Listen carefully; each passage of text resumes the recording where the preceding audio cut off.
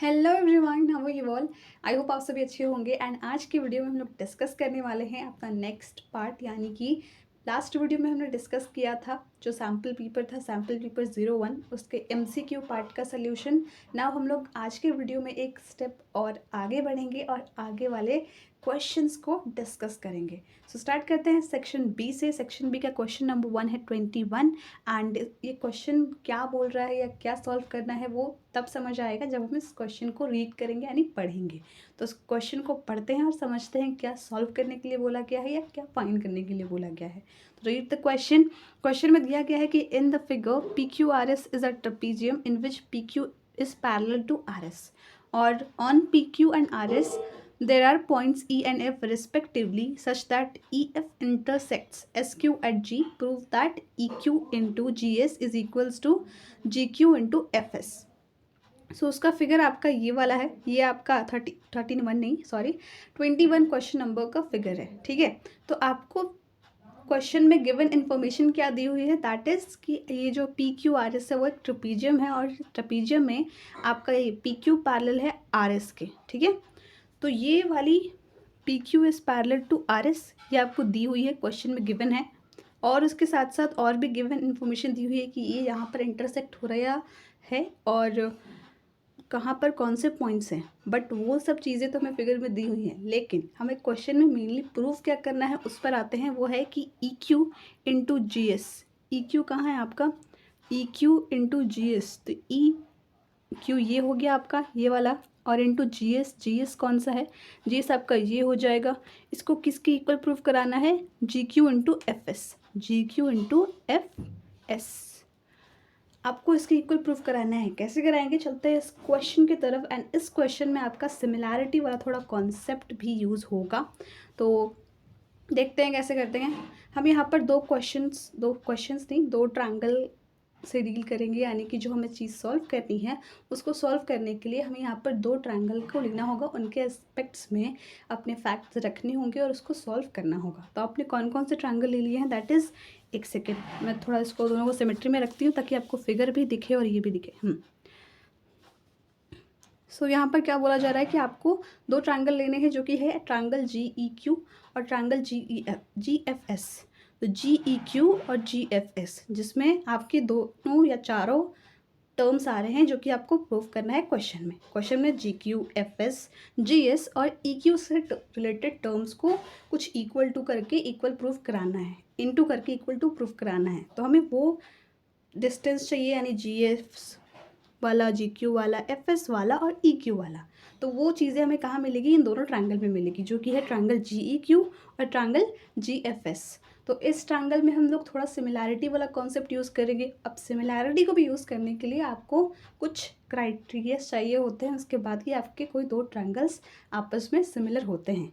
तो यहाँ पर आपको दिख रहा है कि angle EGQ is equals to angle FGS, vertically opposite angle. Angle EGQ is equals to angle FGS, ये आपके वर्टिकली अपोजिट एंगल हो गए। आपने साइड में प्रॉपर्टी भी लिखनी है, बिकॉज तभी तो पता चलेगा कि आपने इसको इक्वल किस रीज़न से करा है। अब चलते हैं नेक्स्ट वाली, आपकी क्या और प्रॉपर्टी मिल जाएगी, that is angle EQG is equals to angle FSG। EQG and FSG, EQG ये वाला और ये FSG ये वाला। तो आपको ये दोनों ट्रायंगल भी आपने यहाँ पर इक्वल लिखा, यानी मैंने लिखा, क्यों लिखा, बिकॉज ये आपके अल्टरनेट इंटीरियर एंगल्स हो रहे हैं। अल्टरनेट इंटीरियर एंगल्स हमेशा पैरेलल लाइन के बीच में बनते हैं, एंड पैरेलल लाइन तो ये है ही, बिकॉज क्वेश्चन में गिवन है कि जब आपका लाइन PQ है वो RS से पैरेलल है। तो इसका मतलब क्या हुआ कि जो उसके अपोजिट में, यानी कि अगर आप इसको देखोगे तो PQ यहाँ पर आपका जो एंगल बन रहा है EQG और यहाँ पर FSG, ये आपके अल्टरनेट इंटीरियर अपोजिट एंगल्स बन रहे हैं। तो आपके पास दो एंगल्स आ गए, एंड ट्रायंगल में सिमिलैरिटी प्रूफ कराने के लिए दो एंगल्स अगर आपके इक्वल हो गए हैं किन्हीं दो ट्रायंगल्स में, तो थर्ड एंगल ऑटोमेटिकली एक दूसरे के इक्वल हो जाता है। तो इट मीन्स व्हाट, कि आपका ये जो दोनों ट्रायंगल है वो सिमिलर हो गया है। और किस क्राइटेरिया से सिमिलर हुआ है, वो है एंगल सिमिलैरिटी से ये आपका सिमिलर हो चुका है। तो अब उसके बाद सिमिलर होने के बाद आपके जो दो ट्रायंगल्स होते हैं उनका करस्पॉन्डिंग साइड्स का रेशियो इक्वल हो जाता है। तो वैसे ही यहाँ करेंगे, यहाँ पर हमें उन साइड्स के रेशियोज़ को इक्वल लिखना है जो आपको क्वेश्चन में इक्वल प्रूफ करना है, जिन्हें आपको क्वेश्चन में इक्वल प्रूफ करना है। हाँ, सो यहाँ पर आपने E Q upon F S, दो ट्रायंगल हैं, यानी आपके दो साइड्स, कुछ भी साइड्स भी होंगे, और यहाँ पर साइड्स का रेशियो ले लेंगे। तो हमने लिया है यहाँ पर E Q upon F S, यानी कि ये वाला साइड और ये वाला साइड, और उसके बाद G Q upon G S. ठीक है, तो जी क्यू, यहाँ पर आप एक चीज़ भी नोटिस कर रहे होंगे कि जो ई क्यू है वो ट्रायंगल जी ई क्यू से है, और एफ एस है वो ट्रायंगल जी एफ एस से है। तो आपने जो दोनों साइड्स के, यानी दो ट्रायंगल के साइड्स के करस्पॉन्डिंग रेशियो लिए हैं, पहले वाले में एक ट्रायंगल का लिया है डिनोमिनेटर में, दूसरे वाले ट्रायंगल का लिया है, और सेम साइड हमने वही किया है आपका RHS में भी वैसे ही किया है कि जो आपने ऊपर वाली साइड ली है वो ट्रायंगल जी क्यू से ली है, और नीचे वाली जो साइड ली है वो ट्रायंगल जी एफ एस से ली है। ठीक है, अब आप इनको मल्टीप्लाई करोगे, E Q into G S is equals to G Q into F S, then आपका ये जो आपको क्वेश्चन में प्रूव करना था वो उसके इक्वल प्रूफ हो जाएगा। तो यही आपको इस क्वेश्चन में सिंपली करना था। ठीक है, एंड अगर इसमें कोई भी डाउट है, यानी सिमिलैरिटी के बाद भी, तो आप मुझे कमेंट सेक्शन में ज़रूर बताना कि ये डाउट है। I will definitely try to resolve that. ठीक है, so now coming to the next question, that is 22। So 22 का क्वेश्चन क्या बोलता है, और इसका आपको यहाँ पर फिगर भी दिया हुआ है, तो पहले इसको डिस्कस कर लेते हैं। दैट इज़ कि आपका ये एक फिगर है, और आपका जो फिगर है इसमें LN है वो डायमीटर है, वो आपका सेंटर ऑफ सर्कल है, और PQ टेंजेंट है, और आपका एंगल KLN भी दिया हुआ है 30 डिग्री। आपको फाइंड करना है एंगल PKL, तो वो कितना होगा आपको ये बताना है। तो एंगल PKL कहाँ है, यानी कि ये वाला एंगल PKL आपको बताना है। तो अगर जैसे हमने फिगर को देखा तो उससे थोड़ी सी लॉजिकल थिंकिंग कर सकते हैं, ये हमें PKL अगर फाइंड करना है, PKL फाइंड करना है ना। तो ये जो एंगल आपका OKP है, OKP, वो आपका परपेंडिकुलर होगा, बिकॉज हमें पता है कि रेडियस के अलॉन्ग जो टेंजेंट होता है उन दोनों के बीच का एंगल 90 डिग्री बनता है। वो दोनों एक दूसरे के परपेंडिकुलर होते हैं, रेडियस टेंजेंट का परपेंडिकुलर होता है, यानी कि 90 डिग्री का एंगल बनता है। तो आपका पूरा एंगल तो OKP 90 डिग्री हुआ, और OKP में कौन कौन से दो एंगल आ जा रहे हैं, दो एंगल को मिला के आपका OKP बन रहा है, that is angle OKL and angle PKL। तो हम किसी तरह से अगर OKL का पता लगा ले तो उसके बाद हम लोग यहाँ पर एंगल PKL भी फाइंड कर लेंगे, सिंपल 90 से उसको माइनस करके। तो ये तो हो गई आपकी लॉजिकल थिंकिंग, लेकिन अब इसको करेंगे कैसे, अब उसका डिस्कशन करते हैं। ठीक है, सो आप देखो यहाँ पर एंगल OLK है, यस, और OLK क्या दिया हुआ, या KLO, या आप उसको जो बोलो, यहाँ पे तो OLK ही मैं देख रही हूँ क्वेश्चन में, लेकिन KLN लिखा हुआ है, वो पूरे साइड को ले लिया। आप उसको OLK भी बोल सकते हो, या क्वेश्चन में एंगल KLN दिया हुआ है तो हम लोग उसको एज अ प्रेफरेंस की तरह लेंगे। ठीक है, तो वो आपका 30 डिग्री है। आपका OL जो है वो एक रेडियस है सर्कल का, बिकॉज वो सेंटर से जाके सर्कल को टच कर रहा है तो वो रेडियस हुआ, और OK भी सेंटर है, OK वो भी सेंटर है आपका। तो OLK is equals to angle OKL 30 degree, यानी जो आपका OKL बनेगा वो भी तो 30 डिग्री बनेगा। क्यों बनेगा, बिकॉज OL और OK दोनों बराबर हैं। OK KL नहीं बोल रही हूँ मैं, यहाँ पर OL और OK को देखो आप, वो दोनों बराबर होंगे बिकॉज वो दोनों ही रेडियस है। अगर साइड्स बराबर हैं तो उन दोनों के साइड्स के बीच का एंगल, यानी कि जो एंगल बना रहा है वो दोनों साइड वो सेम ही एंगल बनाएंगे। तो वो 30 बना रहा था, ये भी 30। हमें यहाँ पर OKL एंगल मिल गया है, दैट इज़ 30 डिग्री, और हमें PKL फाइंड करना है, और पूरा पता है OKP है 90 डिग्री, तो 90 minus 30 that is what 60 degree PKL। तो ये तो हो गई लॉजिकल थिंकिंग या डिस्कशन, आप बोलो।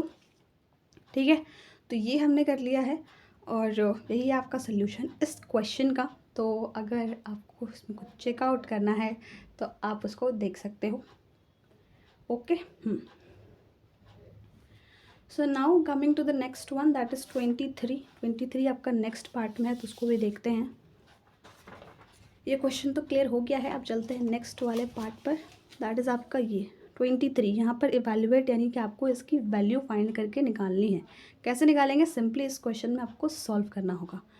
ये एक्सप्रेशन दिया हुआ है और इसको सॉल्व करना है, तो करते हैं इस क्वेश्चन को सॉल्व। तो चलिए, सो 3 टाइम स्क्वायर 30 डिग्री, तो tan 30 की वैल्यू क्या होती है, दैट इज़ 1/√3। तो tan स्क्वायर 30 डिग्री है, तो जो 1/√3 है उसका स्क्वायर हो जाएगा। tan 30 की वैल्यू होती है 1/√3 और tan स्क्वायर 30 है, जो इसकी वैल्यू आई उसका square, plus tan square 60 degree. tan 60 की वैल्यू होती है √30, उसका √30 नहीं √3 उसका स्क्वायर। फिर यहाँ पर cosec 30 डिग्री बराबर हो जाएगा 2, बिकॉज sin 30 डिग्री बराबर होता है 1/2, तो साइन का रेसिप्रोकल cosec होता है, दैट इज़ 2 माइनस tan 45 होता है 1। और यहाँ पर cot स्क्वायर 45 तो 1 ही होगा, तो 1 का स्क्वायर। अब इसको सिंपली सॉल्व करना है, that is 1/3 plus 3 plus 2 minus 1, यहाँ पर अपॉन 1, 1 प्लस 5 माइनस 1 अपॉन 1, तो 1 को अपॉन 1 है, उसको नहीं भी लेंगे तो चलेगा। यहाँ पर 5 प्लस 1 या प्लस 1 माइनस 1 कैंसिल आउट होगा, तो बचेगा सिंपली +5, और ये 5/1 लिखे या 5, तो आपका इसका आंसर आ जाएगा 5। ठीक है, यस। तो हो गया ये क्वेश्चन डन। अब चलते हैं नेक्स्ट वाले क्वेश्चन पर, तो इसको थोड़ा करते हैं साइड एंड डिस्कस करते हैं नेक्स्ट वन। ये डिस्कशन वाला क्वेश्चन है सिर्फ, या इसको आप अगर लिखना भी चाहो तो वो भी हम लोग लिख सकते हैं, दैट इज़, ये अभी सेक्शन ही को हाइड करते हैं थोड़ा।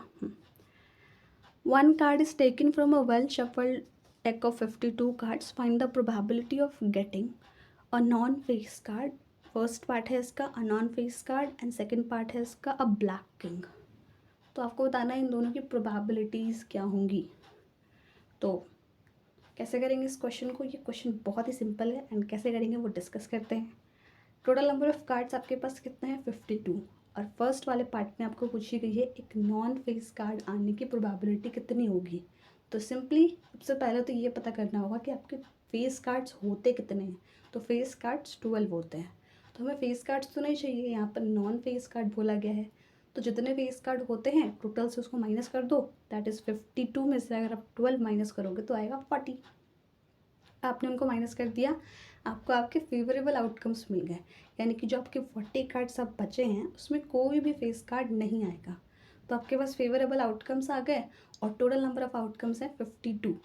तो प्रोबेबिलिटी ऑफ इवेंट कैसे निकालेंगे, number of favourable outcomes upon total number of outcomes, तो 40/52 यही होगा इसका फर्स्ट पार्ट का आंसर। इसको आप कट करके सिंप्लीफाई भी कर सकते हो, ये बस मैंने लॉजिकल बताया है बिकॉज प्रोबेबिलिटी का क्वेश्चन बहुत ईजी है एंड इसको अगर आप खुद से प्रैक्टिस करोगे देन ये और अच्छे से आपको समझ में आ जाएगा। ओके, अब चलते हैं इसका सेकंड पार्ट पे, that is a black king. तो सिंपली यहाँ पर आपके 4 किंग्स होते हैं, 2 आपके रेड किंग होते हैं और 2 ब्लैक किंग्स होते हैं। तो हमें सिर्फ यहाँ पर ब्लैक किंग की प्रोबेबिलिटी पूछी गई है, तो number of favourable outcomes for black king.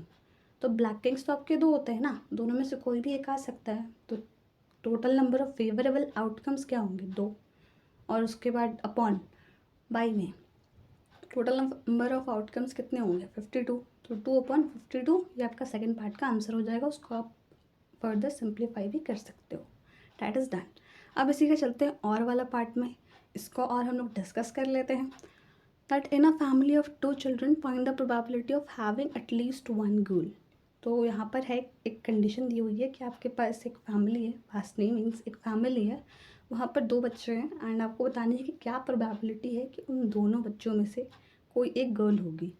तो क्या ये बिल्कुल रिलेटेड है कॉइन वाले से, कि अगर आप 2 कॉइन टॉस करते हो तो क्या प्रोबेबिलिटी है कि उसमें हेड होगा, at least 1 probability of getting 1 head. ये as same to same question यहाँ पर है, बस थोड़े से कॉन्सेप्ट चेंज है।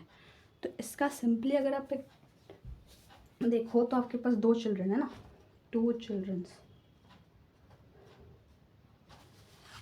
आपके पास 2 चिल्ड्रंस हैं, तो आपको बताना है कि दोनों चिल्ड्रन में यानी दोनों बच्चों में से क्या प्रोबेबिलिटी है कि एक गर्ल होगी। तो 2 चिल्ड्रन है तो क्या क्या प्रोबेबिलिटी पॉसिबल है, पहले हम लोग वो देख लेते हैं। तो चाहे तो आपके दोनों बॉयज़ होंगे बी, चाहे तो बड़ा वाला बॉय होगा छोटा वाला गर्ल होगी, और फिर चाहे तो बड़ी गर्ल होगी या छोटा बॉय होगा। ठीक है, जो बड़ी है उसको मैंने पहले लिख दिया है। अब उसके बाद लास्ट में चाहे दोनों ही गर्ल्स हो सकती हैं, ऐसा कुछ हो सकता है ना। तो इन पॉसिबल प्रोबेबिलिटीज़ में से ये चीज़ देखनी है कि क्या ऐसी प्रोबेबिलिटी है कि इन 2 चिल्ड्रंस में से यानी दोनों बच्चों में से एक गर्ल तो ज़रूर है, चाहे वो छोटी हो या बड़ी। तो ऐसे हमें 3 प्रोबेबिलिटीज़ दिख रही हैं, तो इसका आंसर क्या हो जाएगा 3/4। 4 कैसे, टोटल नंबर ऑफ आउटकम्स आपके 4 आए और आपके फेवरेबल कितने हैं, यानी गर्ल चाइल्ड किस किस में है, एक, तो आपके 3 है, तो 3/4। ठीक है, ये हो गया इसका डिस्कशन। नाउ अब चलते हैं नेक्स्ट वाले पर, दैट इज़ 25। ये भी सेक्शन सी को थोड़ा हाइड करते हैं। In an equilateral triangle of the side 24 centimetre find the length of the altitude. तो ये क्वेश्चन भी बहुत ही ईजी है। अगर आपको यहाँ पर इक्विलेटरल ट्रायंगल की साइड दी हुई है दैट इज़ 24, तो ए इज इक्वल्स टू, एक सेकेंड, ये थोड़ा हम लोग उसको ऐसे साइड कर लेते हैं। ए इज इक्वल्स टू 24 सेंटीमीटर। तो जब भी आपको इक्विलेटरल ट्रायंगल के केस में हाइट फाइंड करना होता है, यानी एल्टीट्यूड फाइंड करना होता है, तो हमारे पास एक फॉर्मूला होता है दैट इज √3/2a। ये आपका side of an equilateral triangle होता है। तो यहाँ पर तो वो दिया हुआ है दैट इज 24, तो √3/2 ए की जगह पर 24 पुट कर देंगे। तो ये सॉल्व करने के बाद आपके पास आंसर आएगा 12√3 सेंटीमीटर। तो सिंपली यही आपका इस क्वेश्चन का एल्टीट्यूड की लेंथ होगी दैट इज 12√3 सेंटीमीटर। यही आपको इस क्वेश्चन में फाइंड भी करना था। ठीक है, अब इसमें यहाँ पर डिस्कस करते हैं नेक्स्ट वाला इसका पार्ट और वाला, इसको भी डिस्कस करके देख ही लेते हैं। दैट इज़ क्या कि आपका ये गिवन फिगर है और इसमें PQR एक ट्रायंगल है, राइट एंगल एट क्यू, यानी कि एक राइट एंगल ट्रायंगल है ये, और आपका राइट एंगल या 90 डिग्री कहाँ पर बन रहा है, एंगल क्यू पर। PQ की पूरी लेंथ दी हुई है दैट इज़ 6 सेंटीमीटर। PY आपको दिया हुआ है 4 सेंटीमीटर। आपको PX/XQ का रेशियो दिया हुआ है दैट इज़ 1:2। तो calculate the length of PR and QR। तो PR पूरे की और QR ये बेस वाले की आपको लेंथ फाइंड करनी है। कैसे करेंगे, ये क्वेश्चन भी बहुत ही इजी है। यस, तो यहाँ पर आपका थोड़ा सा सिमिलैरिटी वाला कॉन्सेप्ट यूज़ होगा। इसको हम लोग एक ब्लैंक पेपर पर डिस्कस करते हैं। Just give me 1 minute. हाँ, यहाँ पर है ब्लैंक पेपर, तो इसी क्वेश्चन को यहाँ डिस्कस कर लेते हैं। तो आपको ये ट्रायंगल दिया हुआ है कुछ ऐसा, विजिबल है यहाँ पर। सो ये आपका ट्रायंगल है, right angle triangle, and RQP, और ये है XY। ठीक है, और ये यहाँ पर 90 डिग्री बन रहा है। तो जब यहाँ पर 90 डिग्री बन रहा है तो यहाँ पर भी बनेगा, करस्पॉन्डिंग एंगल्स ही इक्वल हो जाएगा। ठीक है, तो ये आपका 90 डिग्री, तो यहाँ पर भी आपका 90 डिग्री बना एंगल PXY करस्पॉन्डिंग एंगल से। अब आपके पास यहाँ पर दोनों सेम ही एंगल है, तो ये दोनों लाइन पैरेलल हो जाएंगी, XY is to parallel to QR। Okay, अब आपकी ये पैरेलल हो गई। तो आपका ट्रायंगल्स में आपने पढ़ा था कि दोनों साइड्स का, यानी अगर आप ट्रायंगल्स को लो तो मान लो अगर आप ले रहे हो ट्रायंगल ये वाला PXY और ट्रायंगल PQR, ये दोनों ट्रायंगल को अगर आप लोगे और बेसिक प्रोपोर्शनैलिटी थ्योरम का यूज़ करोगे, देन जो आपको साइड्स की मेजरमेंट्स फाइंड करनी है उसको फाइंड करने में थोड़ी हेल्प मिल जाएगी। तो कैसे करेंगे, सिंपली हमें पता है कुछ चीज़ें that PX/XQ is equals to 1:2, यानी कि इस वाले साइड का रेशियो दिया हुआ है हमें कि वो 1:2 रेशियो में डिवाइडेड है। और PQ की पूरी लेंथ है वो है 6 सेंटीमीटर। PQ की आपकी पूरी लेंथ है 6 सेंटीमीटर और PY है 4 सेंटीमीटर। आपको फाइंड क्या करना है, आपको फाइंड करना है यहाँ पर QR की लेंथ, QR बराबर क्या होगा और PR बराबर क्या होगा। तो पहले फाइंड करेंगे हम लोग कि PR की लेंथ टोटल क्या होगी। हमें PR में से सिर्फ PY पता है, PR आप देख रहे हो यहाँ पर PY + YR is equals to PR, but हमें सिर्फ गिवन है PY, तो फाइंड करना है YR। वो हम लोग फाइंड करेंगे बेसिक प्रोपोर्शनैलिटी थ्योरम का यूज़ करके। तो यहाँ पर आपके पास 2 ट्रायंगल्स हो गए, हमने यहाँ पर 2 ट्रायंगल्स लिए that is PXY and PQR।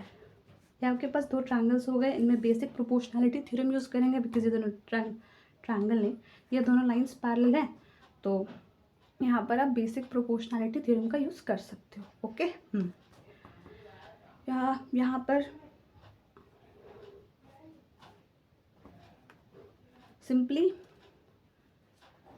PX/PQ करेंगे, ये हम लोग बेसिक प्रोपोर्शनैलिटी थ्योरम की मदद से लिख रहे हैं, और PY/PR।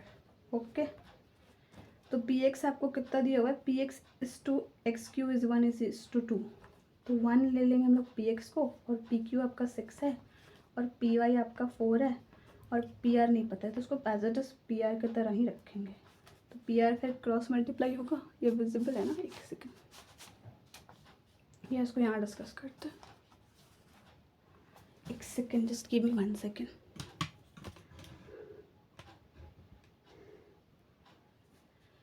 तो यहाँ पर फिर P R is equals to, इसको कैंसिल आउट करते हैं तो वो हो जाएगा 24।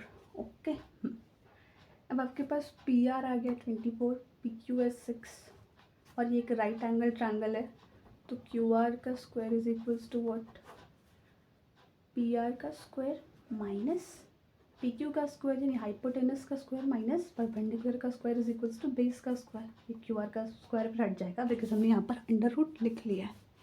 ओके, और उसके बाद सिंपली इसको सॉल्व करेंगे तो पी आर है 24 का square that is 576 minus P Q है 36 हो जाएगा। उसके बाद सिंपली इसको सॉल्व करना है, इसकी जो आगे फर्दर वैल्यू होगी वही आपका क्यू आर का वैल्यू हो जाएगा। ठीक है, सो ये क्वेश्चन भी हो गया है done. And one more thing, इस वाले सेक्शन में यानी कि जो आपका सेक्शन भी है ये 2 मार्क्स कैरी करता है, तो इसमें जितने भी आपको क्वेश्चंस मिले हैं अगर आप उसको सही से सॉल्व करोगे देन आपको 2 मार्क्स मिल जाएंगे। ओके, और जो आपका सेक्शन 1 था यानी सेक्शन ए, वो सारे 1 मार्कर क्वेश्चन थे, सेक्शन बी सारे 2 मार्कर क्वेश्चन थे। अब जो सेक्शन सी आएगा that would be of marks 3, यानी कि जिस सेक्शन सी में जितने भी क्वेश्चंस हैं वो सारे 3 मार्कर के क्वेश्चंस होंगे। तो अब स्टार्ट करते हैं सेक्शन सी को, जो कि हर एक क्वेश्चन कैरी करता है 3 मार्क्स। इसमें कुछ कुछ ऑप्शंस भी दिए हुए रहते हैं कि अगर आप फर्स्ट वाले को सॉल्व करना चाहो या सेकंड वाले को, तो कुछ कुछ क्वेश्चंस में ऑप्शंस भी मिलेंगे, कुछ में नहीं मिलेंगे, तो उसके अकॉर्डिंग उसको सॉल्व करना है। तो स्टार्ट करते हैं सेक्शन सी से। तो सेक्शन सी का सबसे पहला क्वेश्चन है, आपको वेरीफाई करना है कि 2, 3 and 1/2 are the zeros of the polynomial जो आपको गिवन है। तो आपके पास कोई एक पॉलिनोमियल गिवन है, बताना है कि जो आपको वैल्यूज़ दी हुई हैं वो उस पॉलिनोमियल के ज़ीरोज़ हैं या नहीं। जब भी कुछ ऐसे टाइप के क्वेश्चंस होते हैं तो सिंपली आपको जो ज़ीरोज़ की वैल्यू है, ज़ीरोज़ मीन्स व्हाट, कि कोई भी आपका एक क्वाड्रेटिक पॉलिनोमियल है, अगर आप x की जगह पर वहाँ पर चाहे वो x स्क्वायर हो या x हो, वहाँ पर उन वैल्यूज़ को पुट करोगे तो आपकी पूरी इक्वेशन की वैल्यू 0 को इक्वल आ जाएगी। अगर नहीं आएगी तो इट मीन्स कि आपकी जो वैल्यूज़ दी हुई है क्वेश्चन में वो 0 के बराबर, या उसको आप ज़ीरोज़ नहीं बोल सकते हो या वो ज़ीरोज़ नहीं है। तो यही आपको इस क्वेश्चन में भी करना है कि अगर चेक करना है यहाँ पर 1 बाई 1 डालकर x की जगह पर वैल्यूज़ को, अगर ज़ीरोज़ के इक्वल आ गए यानी 0 के इक्वल वैल्यू आ गई देन आपके ये ज़ीरोज़ ऑफ पॉलिनोमियल होंगे, नहीं आई तो नहीं हुए। तो इसको भी एक बार सॉल्व करके देख लेते हैं, यहीं पर इसको करते हैं। ठीक है, सिंपली आपका इक्वेशन क्या है, 2x³ minus 11x square plus 17x minus 6। सबसे पहले 2 को लेते हैं, p2, ये आपका px है। ओके, तो x की जगह पर हम लोग लिखेंगे 2 का क्यूब माइनस 11 इंटू 2 का स्क्वायर प्लस 17 इंटू 2 माइनस 6। अब यहाँ पर 8 to 16 हो जाएगा, उसके बाद 44 हो जाएगा एंड देन यहाँ पर 34, उसके बाद माइनस 6। और इसको सॉल्व करना है तो सॉल्व करने के बाद आएगा 50 और यहाँ पर भी हो जाएगा 50। तो 50 माइनस 50 ज़ीरो हो गया। तो ये जो आपकी 2 है वो तो इस इक्वेशन का ज़ीरो होगा बिकॉज हमने यहाँ पर x के जगह पर इसको 2 पट करके देखा तो आपकी पूरी इक्वेशन की वैल्यू 0 के बराबर आ गई। तो ये हो गया। अब सेम p3 निकाल कर देखेंगे, 1 बाई 1 आपको सारी वैल्यूज़ को चेक करना होगा। तो 2 इंटू 3 का क्यूब माइनस 11 इंटू 3 का स्क्वायर प्लस 17 इंटू 3 माइनस 6। तो सिंपली 2 इंटू यहाँ पर 27 हो जाएगा, उसके बाद 9 फिर 51 फिर 6, 54 माइनस 99 प्लस 51 माइनस 6। अब इसको ऐड करेंगे यानी कि जो आपका प्लस प्लस है उसको एक तरफ ऐड करेंगे, जो माइनस वाला है उसको एक तरफ ऐड करेंगे। तो यहाँ पर 54 और 51 को ऐड करेंगे तो आ जाएगा 105 और इस वाले को भी अगर आप करोगे तो ये माइनस 105, तो ये भी आ गया 0 के बराबर। तो जो आपका 3 है वो भी इस इक्वेशन के 0 है। अब चलते हैं लास्ट वाली वैल्यू पे, दैट इज़ p की जगह यानी कि x की जगह पर पुट करना होगा 1/2। तो 2 इंटू 1/2 का क्यूब करेंगे तो 1/8 होगा, और उसके बाद 11 माइनस 1/2 का स्क्वायर दैट इज़ 11/4।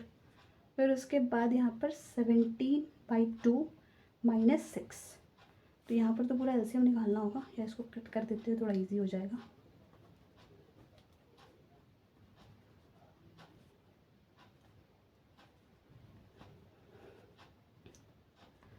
सिंपली यहाँ पर एलसीएम हो जाएगा 4, तो 1 माइनस 11 प्लस 34 माइनस 24।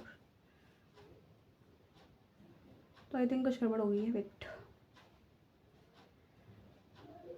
सॉरी अच्छा एक सेकेंड, 1/2 ही था ना।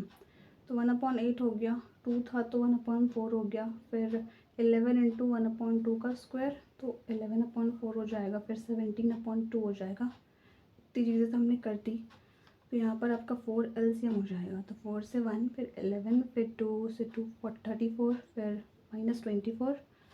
तो अब यहाँ पर ये 35 हो जाएगा, ये 34 और प्लस 1 है ये 35, फिर माइनस यहाँ पर अगेन ये माइनस 35 हो जाएगा, फिर अपॉन 4 दैट इज़ वॉट 0.4, तो 0।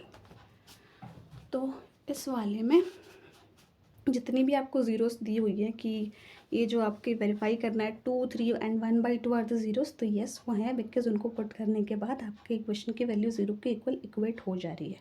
तो आपको इसको यस कर देना और इतना सॉल्व करके दिखाना भी है। Okay done. सब चलते हैं क्वेश्चन नंबर 27 पर।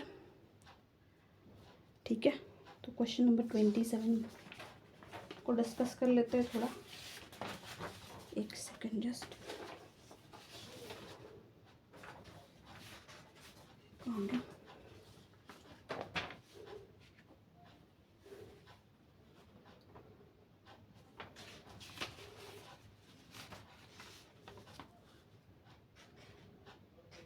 सो क्वेश्चन नंबर जो आपका 27 है दैट इज़ x प्लस 1/2। आपको इसको सॉल्व करना है, तो वो वाला सॉल्विंग यहाँ पर थोड़ी सी डन नहीं की हुई है, या वो किसी और पार्ट में है। तो आई थिंक वो वाला पार्ट हम लोग कल डिस्कस करेंगे, तब ज़्यादा बेटर रहेगा, बिकॉज अभी थोड़ा सा यहाँ पर मेसअप हो गया है।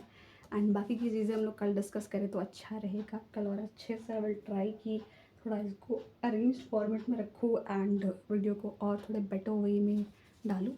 ठीक है। सो आज हमने मेजरली सेक्शन बी डिस्कस किया है, section C plus section D के क्वेश्चंस हम लोग कल वाली वीडियो में डिस्कस करेंगे, और थोड़े अच्छे से करेंगे, प्रैक्टिस भी अच्छे से करेंगे, और डिस्कशन भी थोड़ा उसमें इम्प्रूवमेंट लाएंगे। So that's all about this video. I hope you liked it, and thank you so much for watching till the end, and see you soon in the next video in which we will discuss about section C and section D. ठीक है, so thank you so much.